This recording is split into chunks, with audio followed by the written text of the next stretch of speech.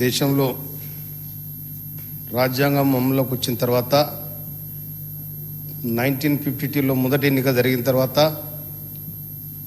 జవహర్లాల్ నెహ్రూ గారు ప్రధానమంత్రి అయి పంచవర్ష ప్రణాళికలు తయారు చేసి అంచెలంచెలుగా ఈ భారతదేశాన్ని ఏ విధంగా ముందుకు నడపాలని ప్లాన్ చేస్తే ఆ ప్లాన్లో భాగంగా 1962లో మాకు హాస్టల్ ఏర్పాటు చేయడం జరిగింది. అదేవిధంగా హాస్టల్లో మేము కూడా చదువుకున్నాం. ఇప్పటికి 75 ఏళ్ళు అయింది. ఇప్పుడు కూడా మన ప్రభుత్వం అన్ని జిల్లాల్లో కూడా హాస్టల్ పెట్టడం జరిగింది.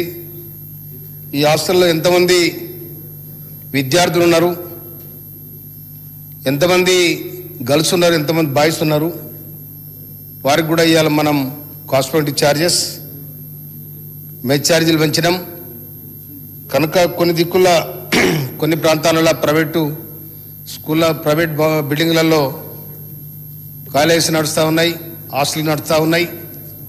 కనుక ఎక్కడెక్కడ ప్రైవేటు బిల్డింగ్లు నడుస్తూ ఉన్నాయి వాటికి ఏమన్నా శాశ్వత బిల్డింగులు నిర్మాణం చేసే ప్రతిపాదన ప్రభుత్వం దగ్గర ఉందా? అదేవిధంగా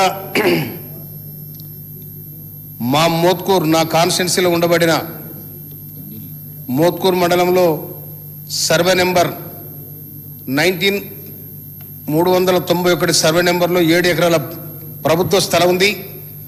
ఆ స్థలంలో గతంలో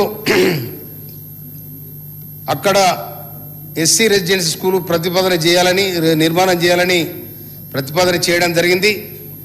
కనుక ఆ ప్రతిపాదన ప్రభుత్వం దగ్గర ఏమైనా ఉందా? కనుక దీన్ని గౌరవ మంత్రి గారు